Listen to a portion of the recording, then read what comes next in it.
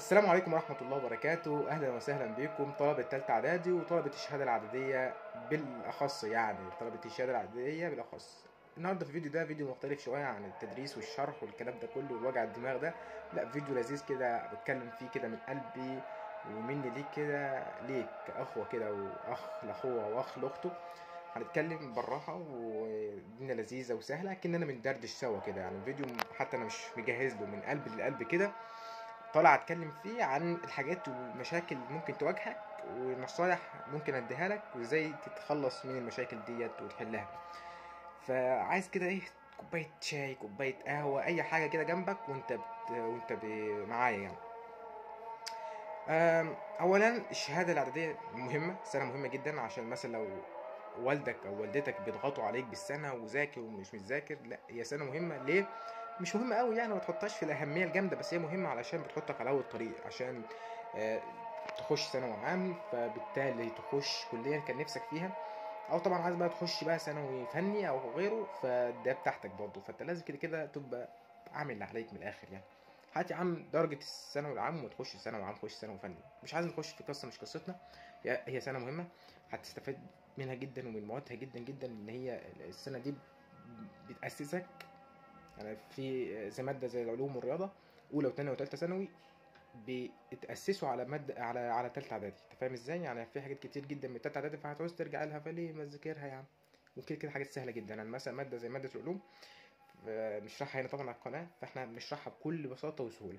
هي مادة ممتعة جدا وانا بحبها الصراحة يعني. انا شايف انها مادة سهلة، وانت لو شايفها صعبة او ما بتحبهاش فده عيب على المدرس اللي بيديها لك من الاخر، لان هي لازم يديها لك بكل بساطة. فاحنا هنا الحمد لله بنشرح المادة وبننزل عليها مراجعة مرة وننزل عليها مراجعة تاني وتالت ورابع لحد ما تدخل في دماغك وتفهمها وتبقى مبسوط وانت بتتفرج علينا. هتكلم مثلا عن اول نصيحة ممكن اديها لك، ان انت ما تراكمش. اوعى تراكم. حاول بقدر الامكان. كده كده احنا بنراكم، احنا الكل، انا براكم عن نفسي، بس انا بقدر الامكان بحاول لما اجي اراكم ارجع تاني اجيب الحاجات اللي راكمتها ده علشان ايه؟ اراكم جديد. فاهم ازاي؟ يعني بخلص القديم عشان اراكم الجديد، فخلص الجديد واراكم تاني، فاهم؟ عشان يكون عندي امتحانات مخلص كله. لكن ما تراكمش القديم والجديد وتراكم لحد اخر السنه وتيجي قبل الامتحان باسبوع تقول انا هذاكر وهبدا جد. طب ليه يا عم؟ بالراحه كده، السله كل ماده تاخد فيها مثلا نص ساعه بتاع، مش هتاخد وقت كتير جدا منك. فاول حاجه انا ممكن انصحها لك ان انت ما تراكمش حاجه علشان ما تندمش بعدين وعلشان ما تضغطش نفسك بعدين. ف... فلازم ما تراكمش. تاني نصيحه ممكن اديها لك انك تنظم وقتك وتكتب انت عايز تخلص ايه في يومك قبل ما تنام او في اول اليوم. نظم وقتك. يعني مثلا هتقول هنظم وقتي ازاي؟ مثلا انا عندي درس من الظهر لحد المغرب، دروس من الظهر للمغرب، اذا هذاكر درسين الصبح ودرسين بالليل، هخلص 4 دروس في النهارده واروح دروسي. تمام كده تنظيم الوقت. وفي نفس الوقت في ماتش الساعة 8 عايز اسمعه، يبقى خلاص اخلص الماتش وارجع اجي من الماتش اراجعه. عايز اخرج مع صحابي الساعة 8، خلاص اروح اخرج مع صحابي الساعة 8 واجي اخلص عليا وانام، وهكذا.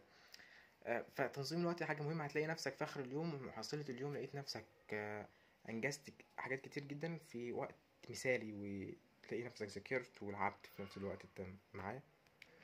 تالت نصيحة أنا ممكن أقدمها لك زي إن أنت تراجع أول بأول. حاجة مهمة جدا إنك تراجع أول بأول. مثلا في الأسبوع ده أنا خلصت آه، 4 دروس، مثلا في 4 دروس، درسين في العلوم ودرسين في الرياضة.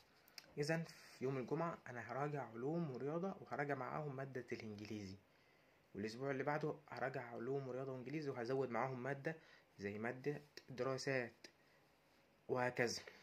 تراجع كل اخر اسبوع او اخر اليوم. اخر اليوم مثلا انا ذاكرت النهارده دراسات وعلوم، لا خلاص هراجع اللي انا ذاكرته النهارده.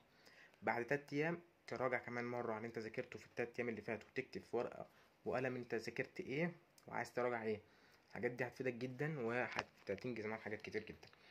فالمراجعة أول بأول، سواء بقى تظبطها أنت في يومك وتظبطها في الأسبوع بتاعك، ده شيء مهم جدا علشان الحاجات ما تتنسيش. كده كده هتتنسي. في حاجة زي ما أنا قلت لك في فيديو قبل كده، في حاجة اسمها ذاكرة قصيرة المدى وذاكرة طويلة المدى.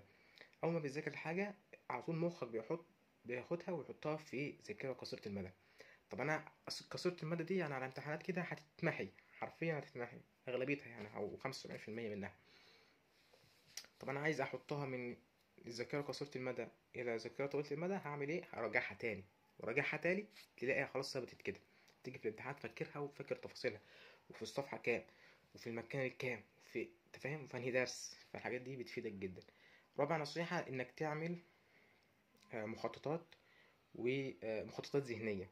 الحاجات ديت تخش على اليوتيوب واكتب بس ازاي اعمل مخططات ذهنية. ولو عايزين اعمل لكم فيديو ازاي تعمل مخططات ذهنية هعمل لكم. كده كده هعمل في مادة العلوم علشان في قوانين، فانا هحط لك القوانين كده واعمل لك مخطط ذهني علشان تفتكروا في الامتحان. المخطط الذهني هيفيدك في ايه؟ هيفيدك انك وانت بتراجع هتسهل عليك المراجعة. فاهم ازاي؟ هتقول ده انا في المخطط. يعني ايه هو المخطط الذهني ده؟ ملخص بسيط كده عن يعني ايه مخطط ذهني. ورقة فيها قوانين المنهج كله، فيها تعريفات المنهج كله، فيها أهم العناوين اللي في المنهج كله، بتربط المنهج كله ببعضه. فهمت ازاي؟ كده. خامس نصيحة ممكن اديها لك ان انت تحل اسئلة كتير جدا في مادة زي مادة العلوم والرياضة. دول لازم تحل طبعا باقي المواد كلهم مهمين. المسائل والحل بيثبت المعلومة بدرجة كبيرة جدا. يعني انت مش متخيل المسألة بتثبت معاك المعلومة ازاي. يعني انت ممكن في اول ما تيجي تحل في الدرس مثلا انا ذاكرته كويس، ما تعرفش تحل كويس. انت فاهم؟ في اول مرة، تاني مرة تلاقي نفسك ده انا كنت غلطت فيها قبل كده، ده انا مش عارف ايه. مرة في التانية في التالتة تلاقي نفسك بوم، صاروخ، صاروخ مدينة يا باشا. فبس يعني لو في اي حاجة مشكلة بتواجهك او اي حاجة انت نفسك فيها ونفسك تسأل فيها، فاسألني في ساعات هتلاقيني ارد عليك على طول. ولو عايزين نعمل جروب نعمل جروب. بس انا مش عايز اطول عليك في الفيديو ده. اتمنى لك كل التوفيق يا صديقي. وبس مش عايز اطول عليك. اي استفسار ولا أي حاجة تكتب لي في التعليقات. متنساش تعمل لايك طبعا واشتراك. السلام عليكم ورحمة الله وبركاته.